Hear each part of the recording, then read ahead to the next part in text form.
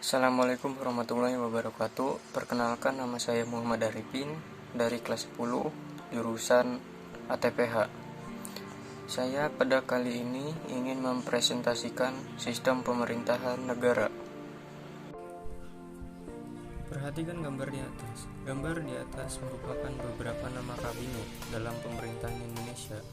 Pembentukan kabinet dalam sistem pemerintahan menunjukkan bahwa presiden memiliki kewenangan dalam penyusunan dan merombak kabinet. Apa kalian kaitan kewenangan presiden dengan sistem pemerintahan di Indonesia? Pengertian sistem pemerintahan. Sistem pemerintahan adalah suatu tatanan hukum terdiri atas berbagai komponen yang bekerja saling bergantung dan mempengaruhi dalam mencapai tujuan dan fungsi pemerintah. Pengertian pemerintah: satu, dalam arti luas, badan legislatif, eksekutif, dan yudikatif. Dalam arti sempit, badan eksekutif beserta jajarannya. Sistem pemerintahan negara. Sistem pemerintahan presidensial. Sistem pemerintahan presidensial merupakan sistem pemerintahan di mana kepala pemerintahan dan kepala negara dipegang oleh presiden dan pemerintah tidak bertanggung jawab kepada parlemen legislatif. Ciri pemerintahan presidensial: satu, pemerintahan presidensial didasarkan pada prinsip pemasaran kekuasaan. Dua, eksekutif tidak mempunyai kekuasaan untuk menyatu dengan legislatif. Tiga, kabinet bertanggung jawab kepada presiden. Empat, eksekutif dipilih melalui pemilu. Sistem pemerintahan parlementer.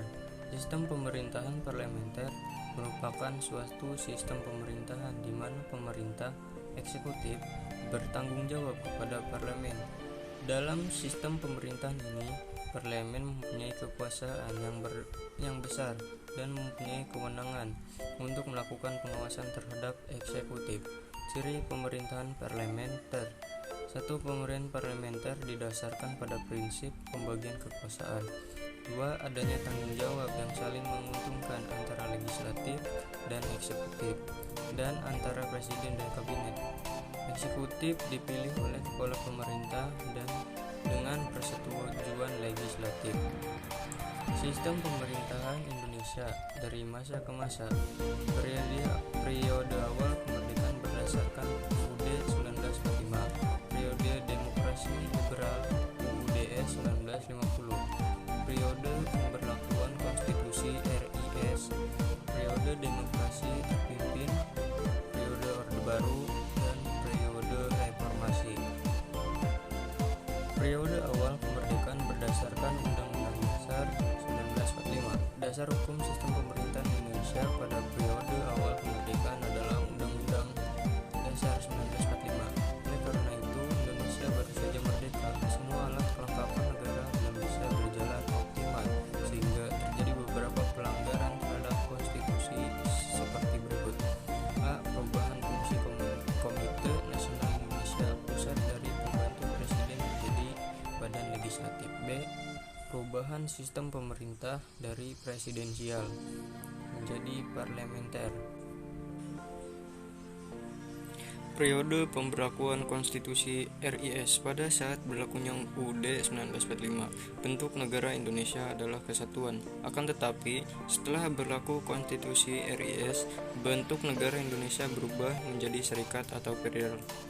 Ciri-ciri sistem pemerintahan kuasi parlementer pada saat berlakunya konstitusi RIS sebagai berikut. A. Perdana Menteri diangkat oleh presiden, bukan oleh parlemen sebagaimana lazimnya.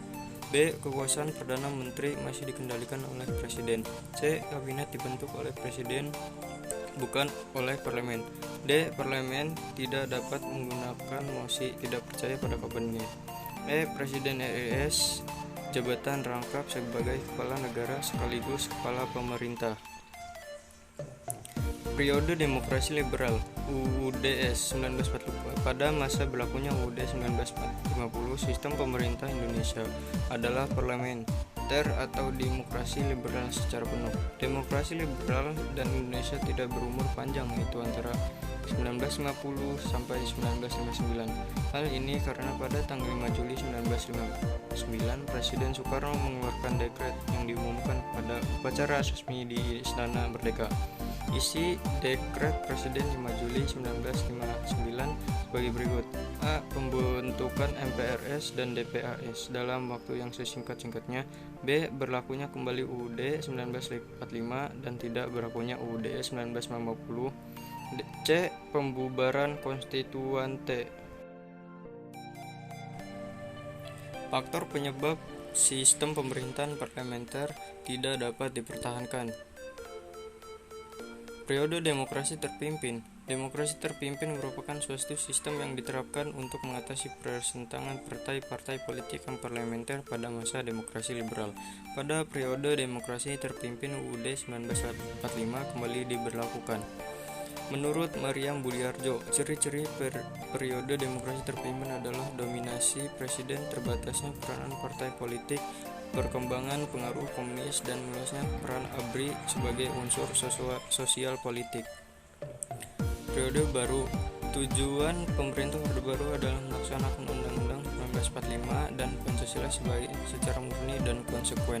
Berikut ini karakteristik dan pelaksanaan pemerintah Indonesia menurut William Lind. Birokrasi Indonesia memiliki citra diri yang baik, hati benevolence, kebijakan depolitisasi, sistem politik otoriter.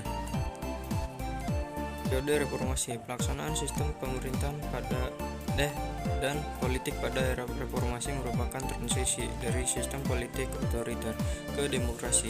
Pada awal era reformasi muncul tuntunan yang didasarkan oleh berbagai komponen bangsa, termasuk mahasiswa dan pemuda. Tuntunan reformasi. Sistem pemerintahan Indonesia pasca amandemen konstitusi. Amandemen dapat diartikan sebagai perbuatan untuk mengubah dokumen secara resmi yang bertujuan untuk memperbaikinya. Latar belakang amandemen. UUD NRI 1945 memberi kedudukan pada MPR sebagai lembaga tertinggi negara.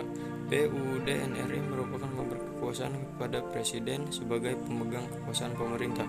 UUD NRI tahun 1945 cenderung terlalu tegas hingga dapat menimbulkan multitafsir.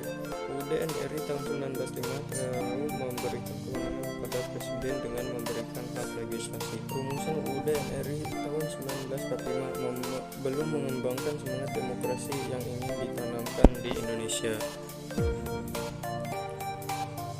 Kedudukan lembaga negara dalam sistem pemerintahan pasca amandemen. Eksekutif, yudikatif, legislatif, Badan Pemeriksa Keuangan (BPK). Cukup sekian dari saya. Apabila ada kesalahan dan kekurangan, mohon maaf karena saya masih belajar. Sekian dari saya.